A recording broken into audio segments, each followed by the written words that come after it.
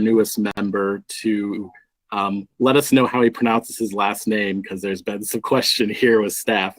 Is it Mitchell? Is it Michael? How do you pronounce your last name, Paul? You are muted. His mic isn't on. It's Michelle. Michelle. Okay, yes. See, the third option we didn't have. So, all right. And so I will start by just letting everyone know that we did have a couple of commissioners' appointments up. The council did make some changes. So the Chairman Ashbaugh has been replaced. We have a new member, Paul Michelle, and we'll let him introduce himself after the meeting. But I'll turn it over to the Madam Vice Chair. Oh, and I should say, we will have election of officers at our next meeting, just to fill that vacancy or to elect. Well, it's up. All of those seats are up. So give you guys a couple weeks to think about that. So I'll turn it over to Commissioner McLean. All right, thank you. Welcome, everybody. Welcome, Paul. So I want to call the meeting to order. It's 6:03, and we don't have the wall on the clock in the actual room to be wrong. So we are right. It is 6:03. So again, welcome, everybody. We have 4 cases to be heard. We're gonna on the agenda. There's 1, 2, 3, and 4. We're going to move up 4 and hear those cases together. So 1, 2, and 4 will be heard together. So before we get started, will staff do roll call? Okay.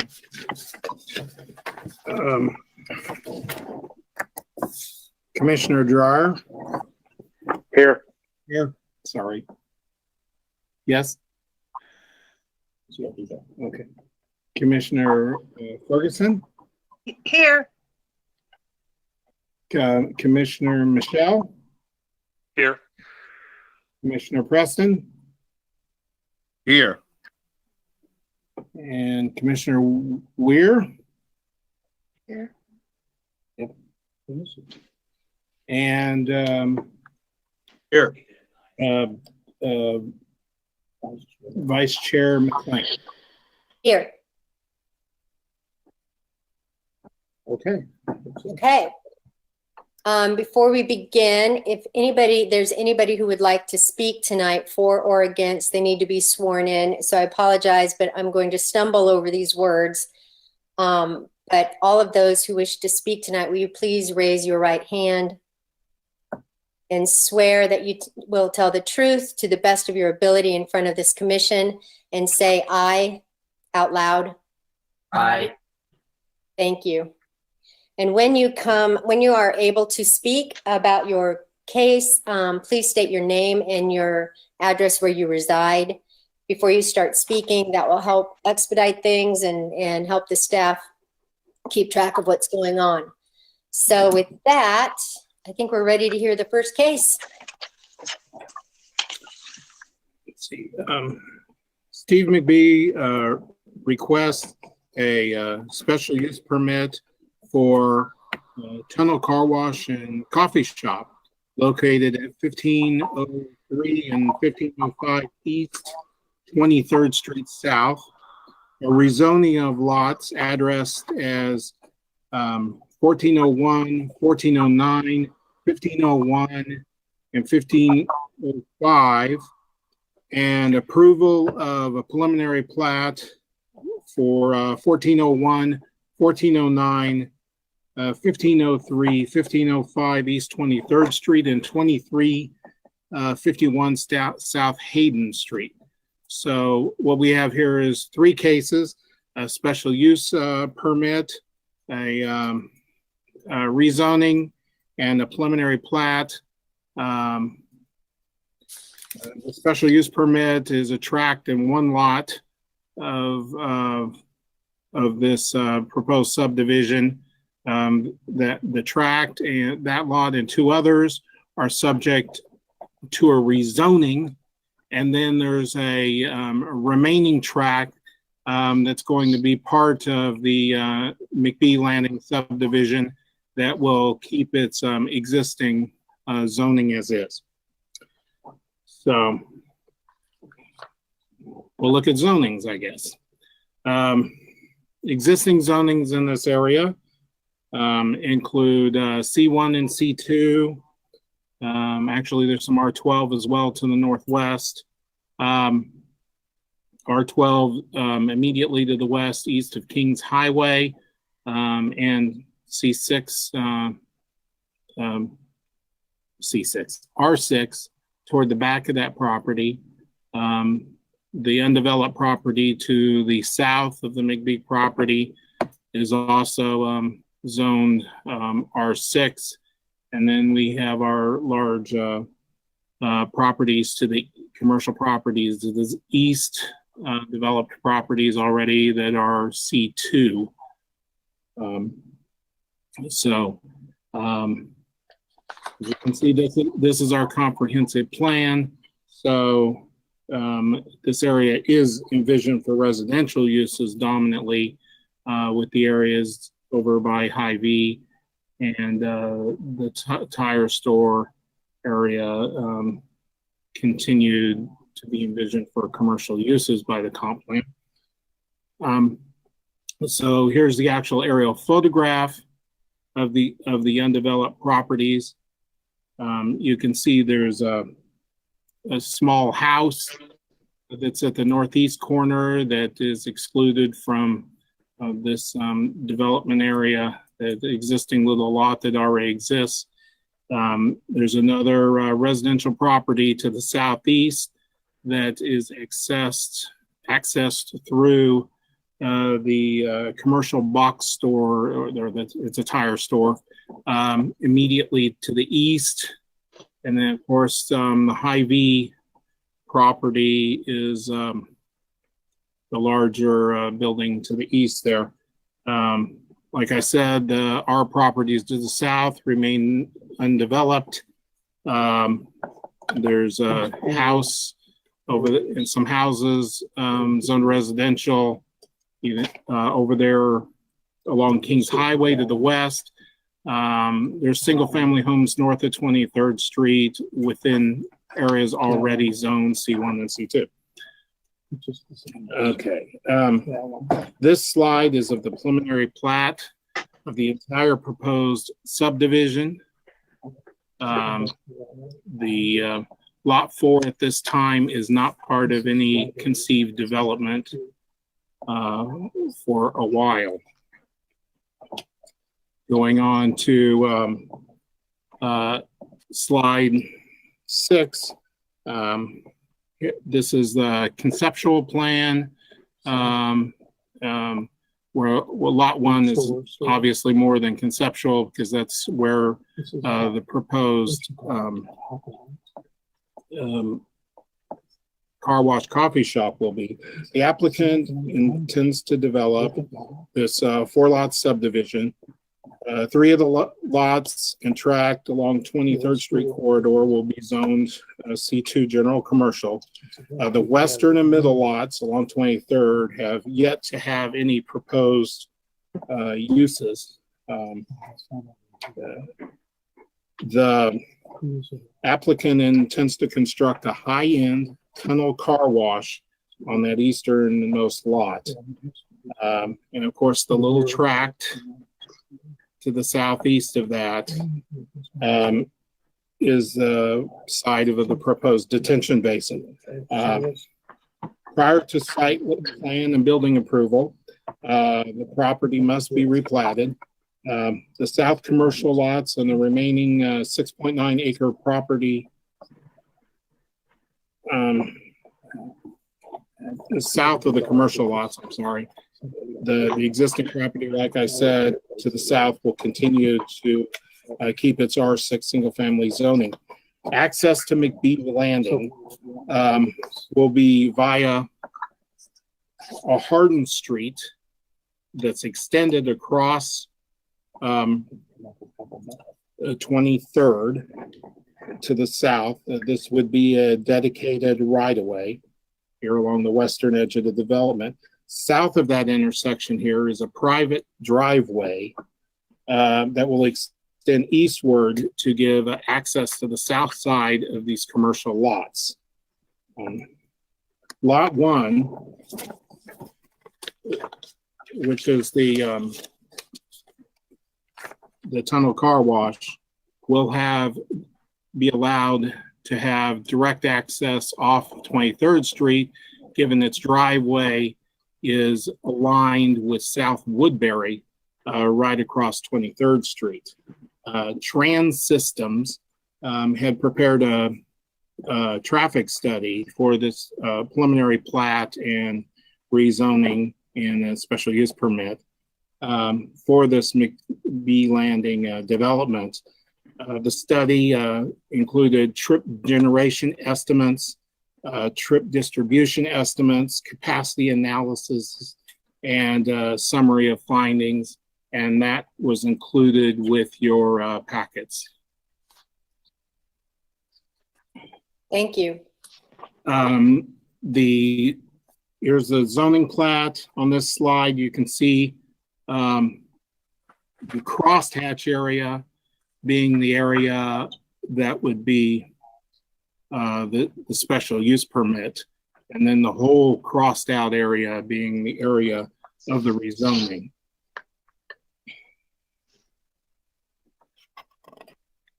And here's the site plan.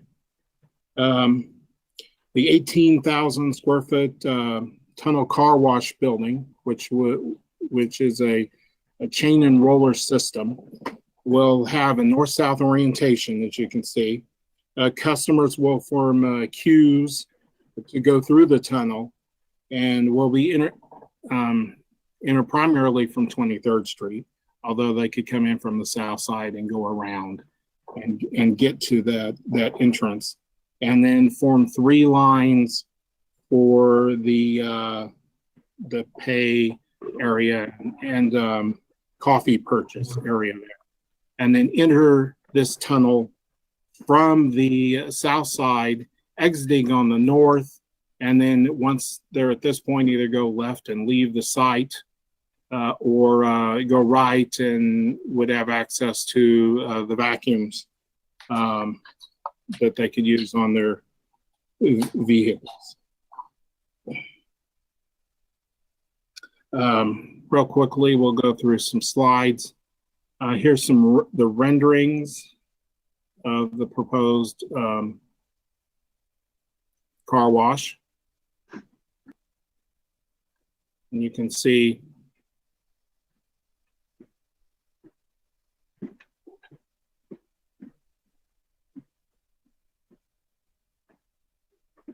the layout there, as well as a floor plan and a drawing rendering. Real quickly, we'll go through the pictures.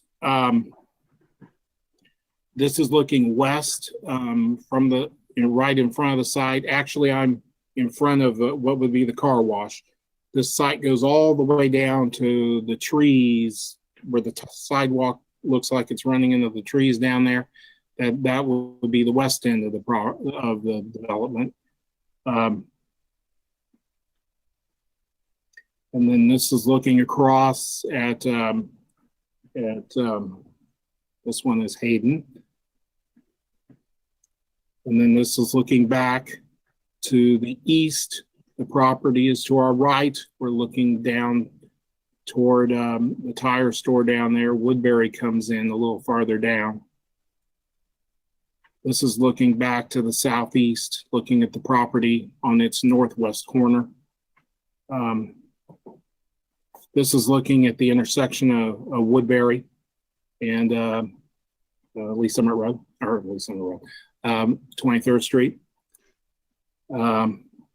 This is looking directly into the property, about midway down through, and another view pivoting more toward, I believe, the southeast here. And then a little closer to the Woodbury intersection. This is the house at the northeast corner of the subdivision of the development. This is the alley or the access that leads to the residence that is behind Discount Tire. This is from standing behind Discount Tire, looking west into the property from its east side. And this is looking at the residence that lies south of Discount Tire. And to our right is more of the property toward the rear. And then just the parking lot behind Discount and more of the area behind Discount. And it completes the picture tour here. Staff recommends approval of all 3 of these cases, and specifically for the special use permit has the following conditions. Include a graphic of the noise levels for all mechanical systems and vacuums. And second, provide a detailed landscaping plan per code with the site plan, application, and construction plans. Okay, Okay. thank you. Can we just remind everybody real quick that if you're not the one speaking, please mute yourself. And then we can unmute as needed, but some of the background noises from some of us just gets a little bit distracting, and I think it's probably harder for the TV7 to pick up or whatever. So if we can just kind of remind everybody to do that, that'll be helpful. So with that, would the applicant like to give us your view and tell us anything about the project you'd like to?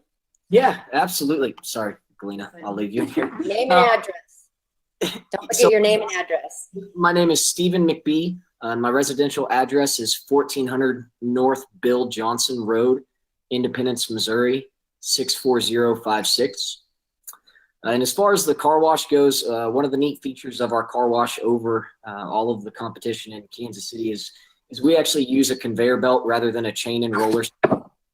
So we're able to take low profile cars all the way up to a dually truck through our wash. So we can take virtually any vehicle through our wash, which is really a nice feature. That's a lot different than the usual washes around Kansas City. We also have the coffee aspect to our wash, which I've spoken about before, where you pull up to the pay station and included in the cost of every car wash, you pull around to the front of the tunnel and we have a bump out window where your dashboard wipe, air freshener, and your cup of coffee, which are going to be very, very neat cups. We just sourced them out of India actually, and they have some really cool texture to them. They're a lot different than anything you'll find, I think, anywhere in the country. So we're very excited about our cups. But yeah, we're absolutely excited to bring this to you guys and hopefully get this through. And we've been working on it a while and couldn't be more excited. Thank you. Well, as tradition has it, we would ask that if there's anybody on the panel that would like to have any discussion for the project, to do that. So if anybody would like to talk. Madam Chair, Yes, sir.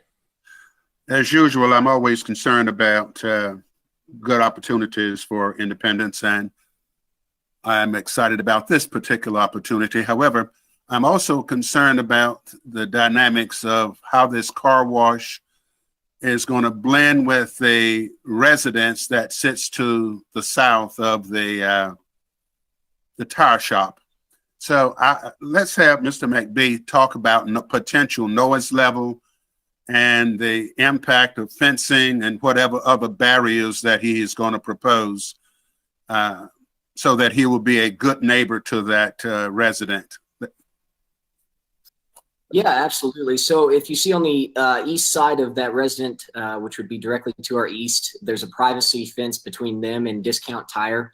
And we would absolutely be willing to put up a privacy fence just like that.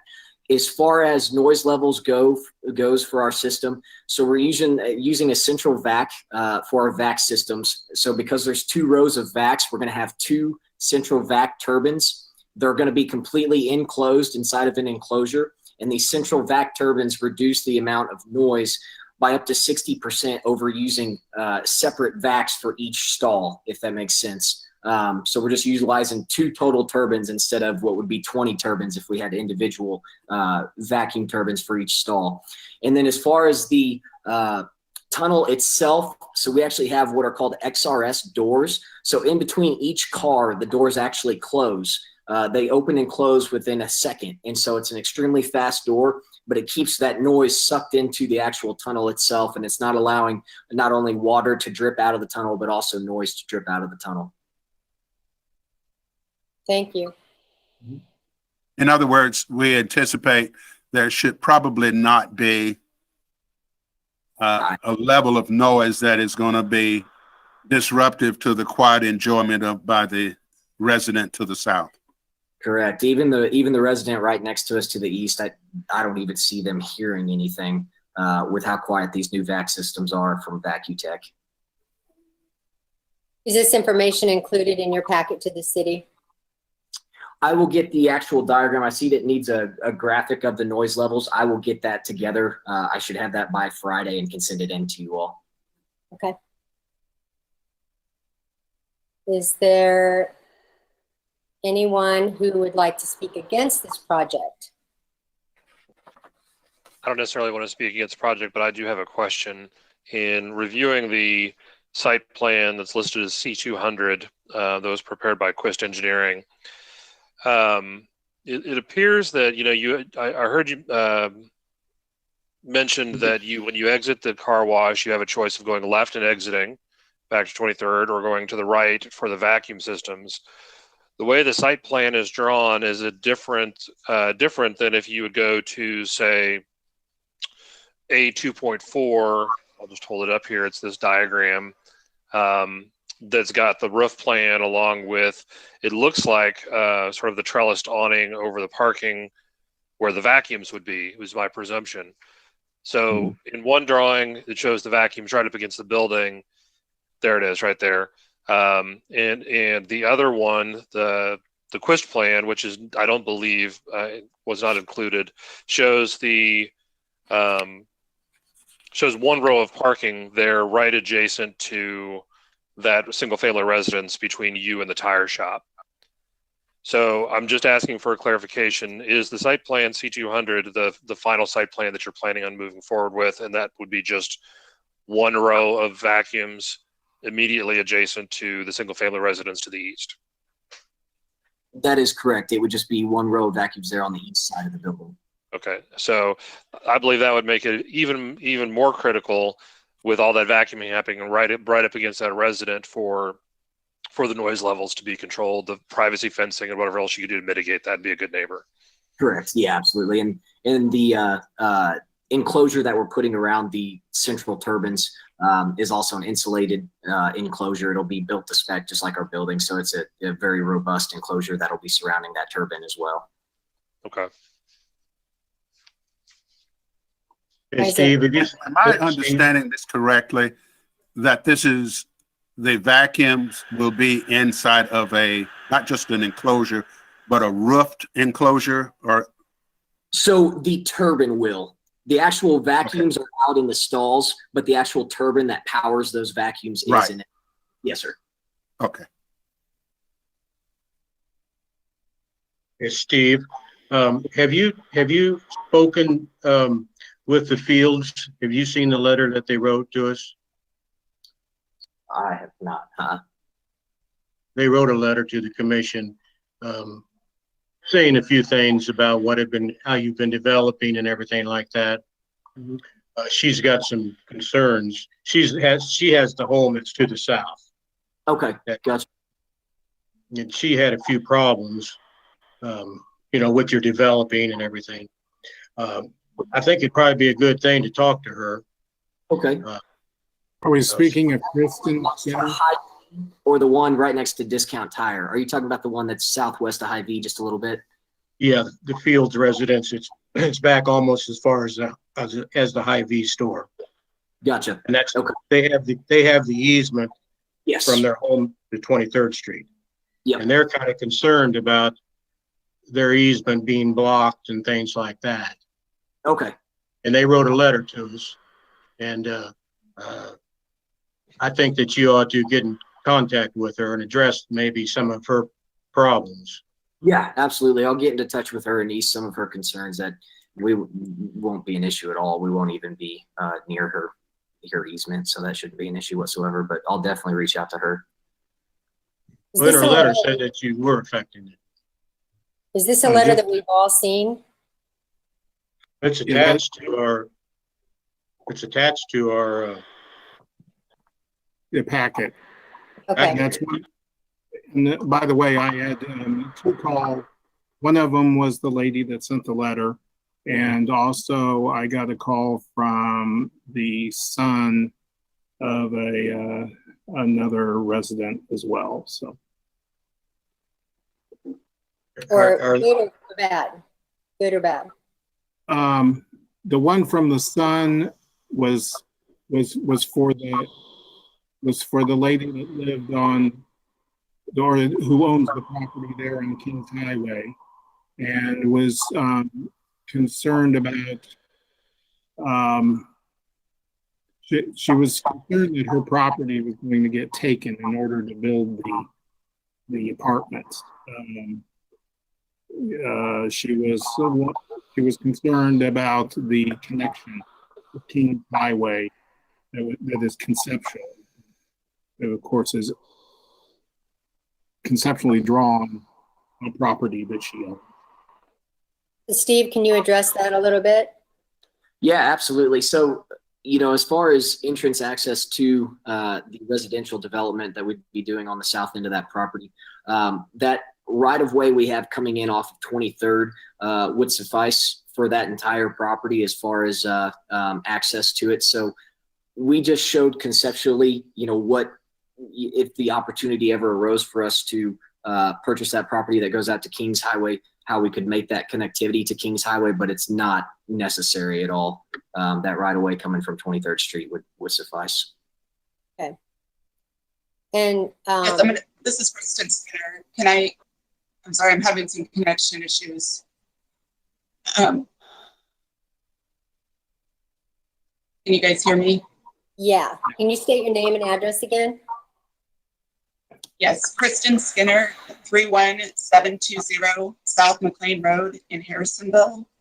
I'm a professional engineer and professional traffic operations engineer and the owner of Priority Engineers Incorporated.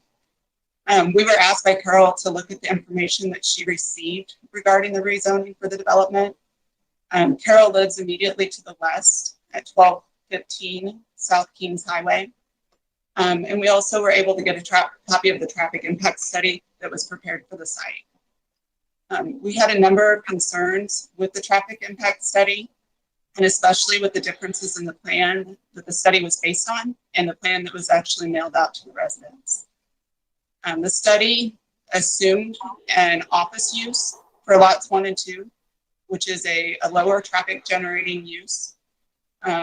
While the plan that was sent to residents shows a restaurant. As you can imagine, restaurants generate quite a bit more traffic than offices. A sit-down restaurant, an average size sit-down restaurant, would generate about 4 times as much, while a fast food restaurant would generate about 10 times as much in the PM peak hour. We did call staff, and we learned that there's not a set use for lots 1 and 2. Which is not unusual at this stage of the development, but the traffic study chose to depict one of the least impactful uses as it relates to traffic. The study also mentions the connections to it actually mentioned a connection to the east, while the plan that Carol received showed a connection to the west across her property. We were also concerned the traffic impact study shows levels of service F for all the driveways that are being proposed with this lots 1 through 3. And it also lowers the level of service for southbound traffic leaving Hayden and leaving Woodbury to a level of service F. And although the residential to the south is not included in this rezoning application, an engineering drawing was sent to Carol that showed a road across her yard without any explanation or any initial communication. Aside from the future road across her property, she was concerned about safety And we just request that additional consideration be given to the impacts of this development with one of the higher traffic generation uses that could be allowed under the zoning that's being proposed. We would also recommend that the impact of these future connections or lack of, either to the east to Hy-Vee or over to Kings Highway across Carroll's property, be studied. And that's all I have. I hope you were able to hear me. Thanks. We did. Thank you so much. Madam Chair, Yes. I think that was a substantial presentation. However, I probably only heard between 40 to 60% of it. The sound quality was just poor. I don't know how we're going to do this, but somehow, if the rest of the commissioners did better than I will go along. But I missed that presentation, a preponderance of the information, and I wish I had the benefit of that presentation. Does anybody, a commissioner, have any other opinion about that? Were you able to hear it? I was. Yeah, I didn't have any trouble either. She's Me, pretty I- much against it. Virginia? No, I heard her, everything she said. Perhaps I need to change the batteries in my hearing aids. I just didn't want to say that out loud, but I'm going to follow the wisdom of the chair and the other commissioners because I wish I had the benefit of that presentation. I'm sorry. well, there was actually a lot to unpack. So I do wish we had that in writing as well. Because there was a lot. Steve, are there any of those? We can absolutely provide. Okay, thank you. Are there any of those talking points that you could grab and kind of talk about real quick? The last one I heard was across her driveway. Yeah, absolutely. So I'm not entirely sure why the plan showed the road actually cutting through over to Kings Highway. That was just a conceptual plan on down the road. It's not something that was necessary or something that Galena, my dad, and I had even really looked at. I'm not sure how that ended up getting sent out, as that was our main goal. But yeah, like I said, that right away that we have off 23rd Street would absolutely suffice. And I know in our opinion, that was the only access that we had planned on doing. So I'm not sure how that ended up getting sent out as, that was the plan, as we're looking at cutting over to Kings to the west. And I apologize that was what was sent and what was insinuated that what we were planning on doing. I know as far as us three, we had no plans or intentions of that unless the opportunity arose. As far as the east, you're saying that one of the drawing that was sent out showed access to the east. That if you're talking about the preliminary plat, that is just an easement, but the actual conceptual drawing and the site plan did away with the connection to the east going over to Hy-Vee. The plat Traffic shows. study. The traffic study discussed a potential connection to the east. Oh, okay. The The discussion. traffic study that Trans-Systems did. Okay. Yeah. That theoretically could be done.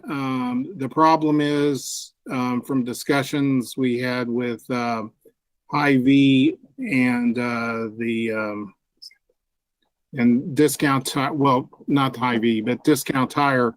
From discussions I had with the ownership, actually, is they are not interested at all in any kind of connection, other than maybe emergency fire connection with a gate.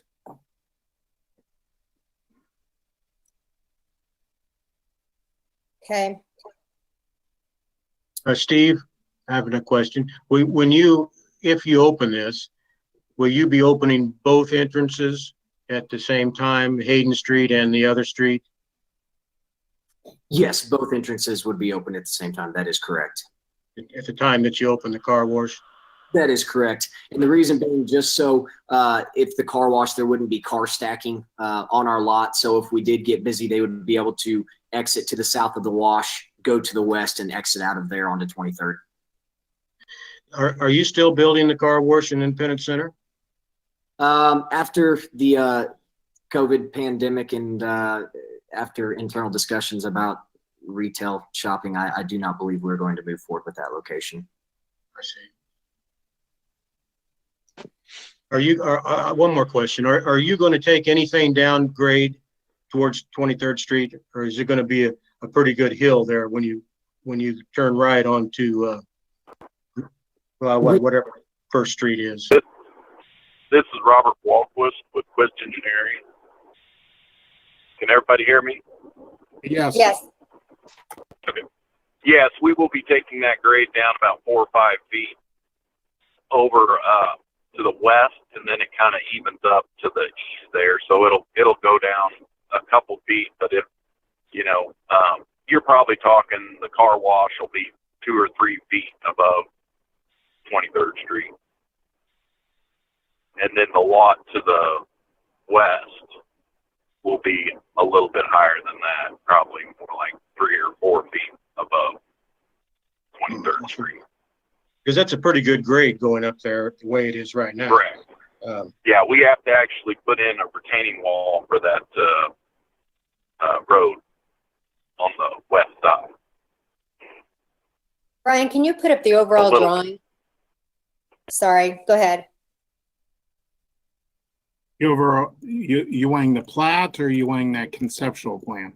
Either one.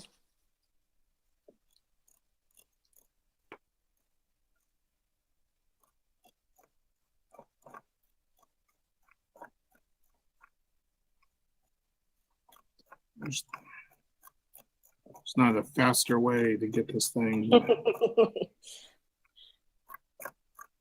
move.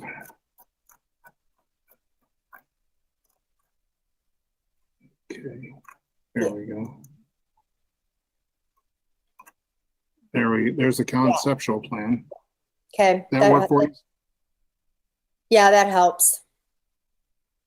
I just wanted Okay. everybody to be able to kind of see directional areas that we were kind of discussing, so we're not all looking at grass.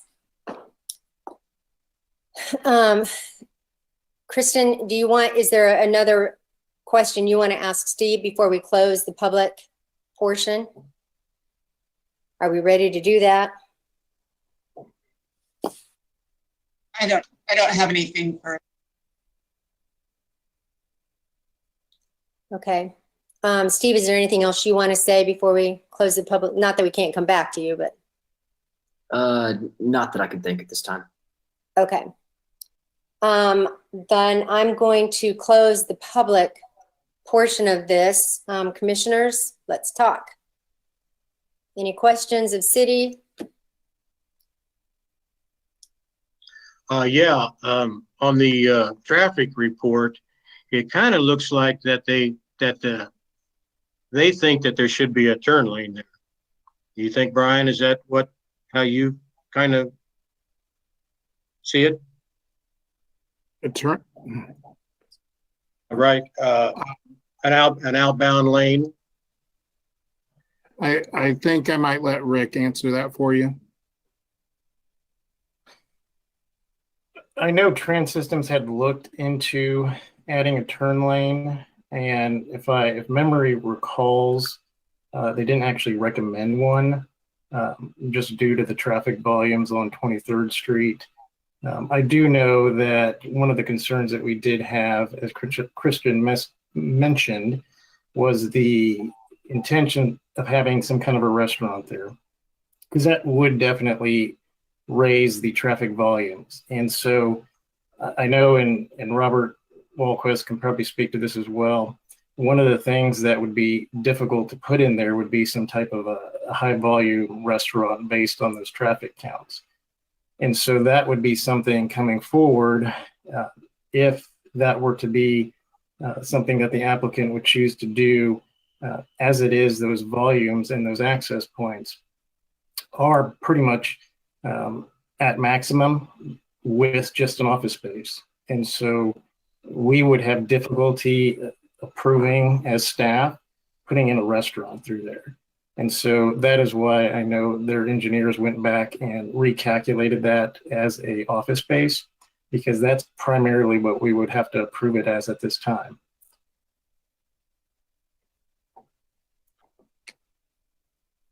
I would also echo that I mean, you'd have to revisit the traffic study if there was any change in proposed use. I don't know if we can stipulate that as a subject, contingent on the approval, that if there is a change in use from what's planned now and what was analyzed by Trans Systems, that it needs to be revisited. But I would say that those parcels couldn't really support much, probably the parking that would be needed for that kind of for a restaurant either, would be my guess. Let alone the traffic, the impact of traffic coming in and out of the site.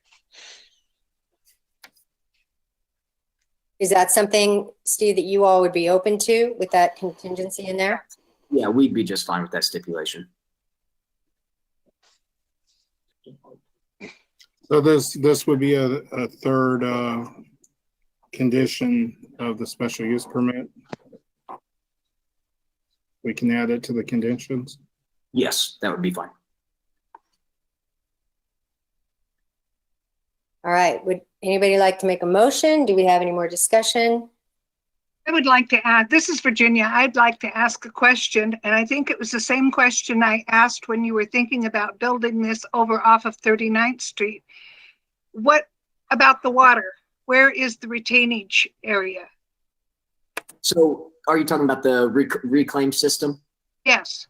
So the reclaim system is actually built underneath of the conveyor belt. So it's actually enclosed within the tunnel in the equipment room. So it's all underneath that floor. So it's built about 8 to 10 feet down there.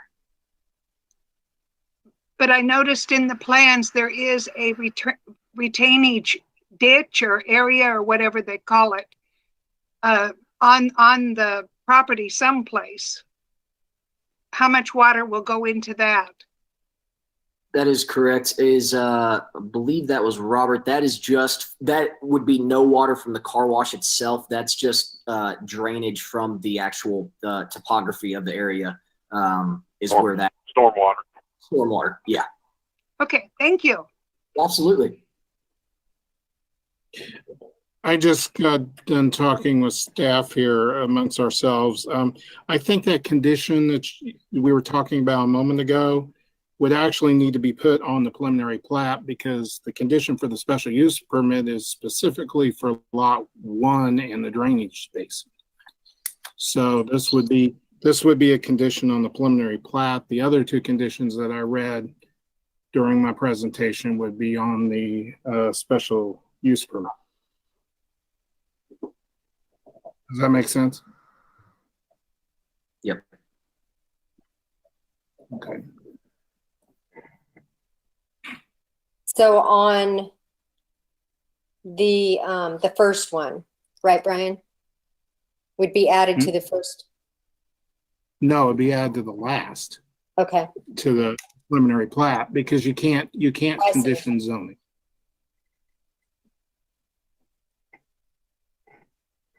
all right. Is that all the other commissioners following on that one? Whoever gets to the point of making a motion. So you are still okay with, you're going to provide the information on noise levels in the landscaping site plan. Yes, that is correct. That will be in our recommendations. Madam Chair, do we want to make a motion on each of these, or we want to do this collectively? Needs to be done separately. Separately? Then, Madam Chair, in the matter of case number 20-100-01 pertaining to 114, 1401, 1409, 1503, and 1505 East 23rd Street, in the matter of the request for a rezone from residential R12 to C2 general commercial, I move for approval and there are no stipulations in this portion. Yeah, I Second. second. Who was seconded? Virginia, Yes.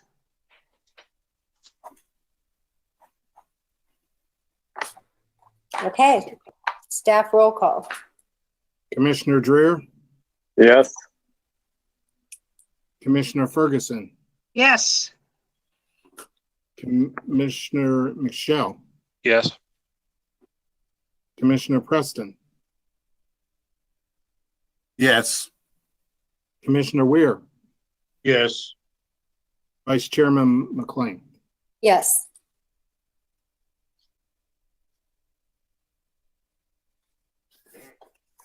Okay, is there any discussion on case number 2200-01?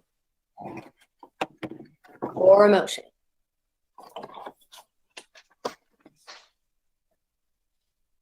For the special use?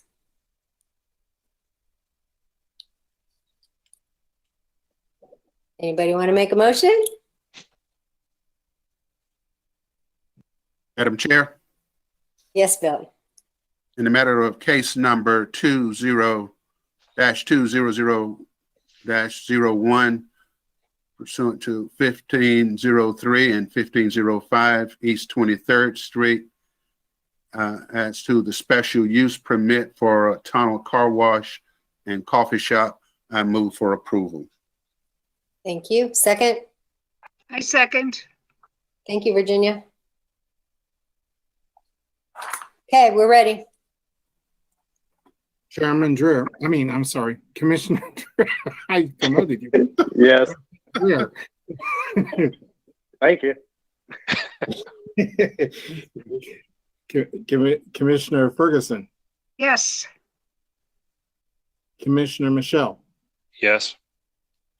Commissioner Preston, Yes. Commissioner Weir, Yes. Vice Chair McLean. Yes. Okay. Third one, case 2310-01. Is there any discussion? And remember, whoever making the motion, we need to add the stipulation or Madam Chair, yes. in the matter of case number 20-310-01 at 1401, 1409, 1503, and 1505 East 23rd Street, and 2351 South Harton. In the matter of the request for preliminary plat, I move for approval with the stipulation as so discussed. Okay. Do you have the wording for that, Brian?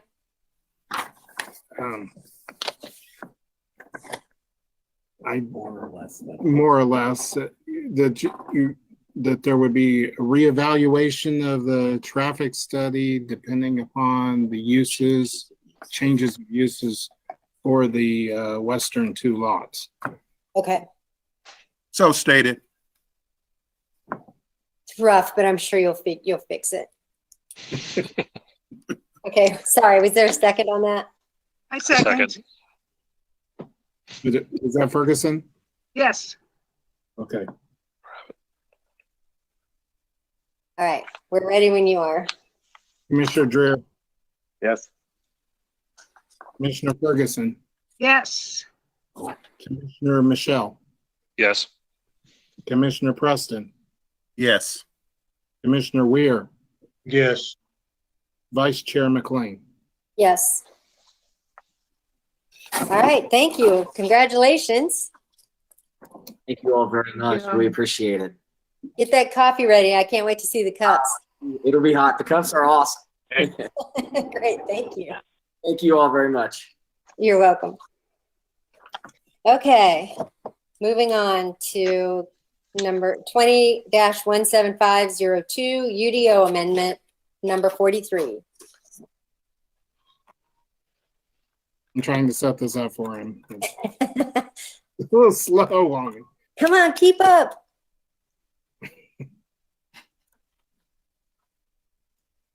There we go.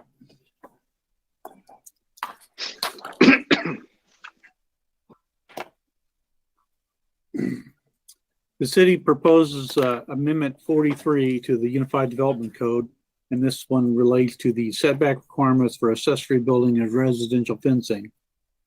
As you know, from time to time, city staff receives feedback from the public requesting clarification or modifications to the city zoning ordinance.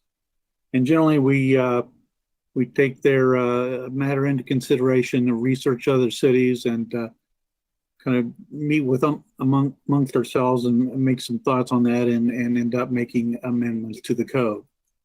This particular amendment makes changes to the accessory building setbacks primarily on corner lots and also the fencing for residential properties.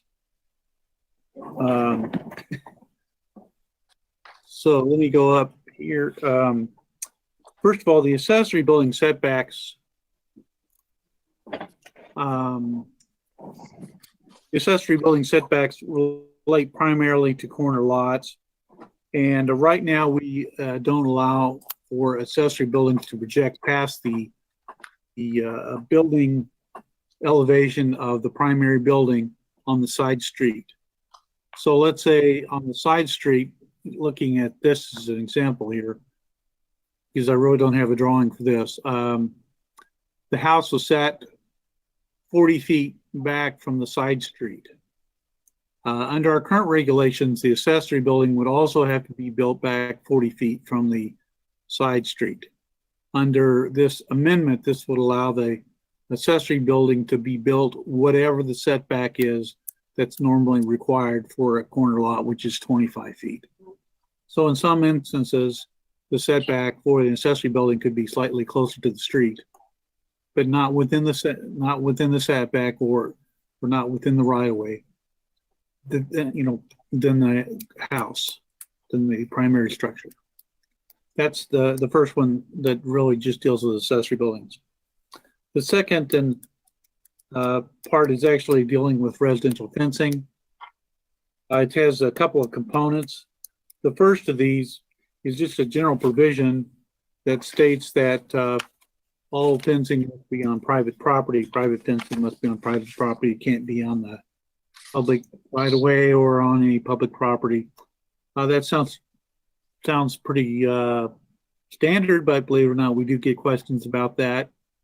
So we decided to go ahead and add that to the amendment.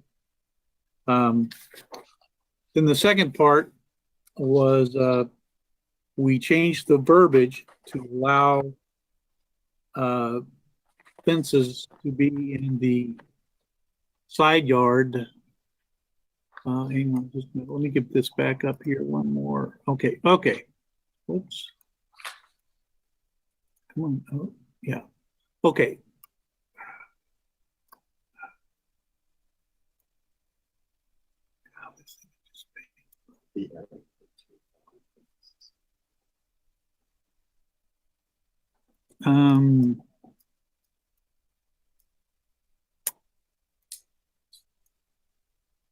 Okay. On these two drawings, the drawing on the left shows what our standard is now. Oh no, that's not right. Can we just close some of this? I can't. Just want to close some of this over. Well, I can't get to the one I want to get to.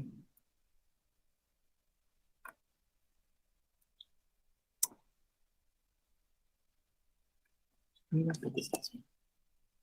No, there's one missing. There's only two on there, and there should be three. Okay, if you look at your report, on the second page, there's the diagrams that shows our current fencing setback. As you can see, right now we do not allow fencing from basically the side wall of the house to the side street and from the front wall of the house to the front street. Fencing in that area, I won't say it's prohibited, it is 30 feet or less and it has to be partially transparent, like a split rail, chain link, wrought iron, that sort of thing. Under our previous code and under this amendment, we allow the fencing 6 to 8 feet in the rear yard of a corner lot and then along the side of the house of a corner lot, but not on the front of a corner lot. And so anywhere from basically where the house faces to the street has to be 3 feet or less and partly transparent. We've gotten various complaints about this, and it seems to be somewhat hard to explain to people. So we decided to go ahead and amend this to where it was more traditional and more in keeping with other cities, in addition to something that we had in our previous code. And the text, and I'll read that to you. It says that interior side and rear yards, fences or walls in interior side or rear yards shall not exceed 6 feet without a permit or up to 6 feet with a fence permit. Side and street, front and street side yards, except for fencing around bona fide agricultural activities, no fence or wall located in front of a residence or along the street side in front of a residence shall exceed 3 feet in height. Such fencing shall be at least 50% transparent and may include chain link, picket, wrought iron split rail. Fences or walls in street side yards not in front of a residence shall not exceed 6 feet without a permit and up to 8 feet with a fence permit. So that's the changes for that. And then to aid in this issue, we had a member of the city staff come up with some drawings for AutoCAD that are better shown on your example, on your draft, than is apparently shown on the screen here. But it's pretty clear. It shows where the fencing is allowed to 6 to 8 feet in the rear yards and the 3 or less in the front yards. It shows it for a corner lot, an interior lot. There's the interior lot. You can see it's 3 feet or less in the front and then 6 to 8 in the rear yard. And then on the corner lot, we've got a couple of different designs. Some houses in older neighborhoods actually face the corner, and that was an issue of what is considered a front yard and which is a side yard.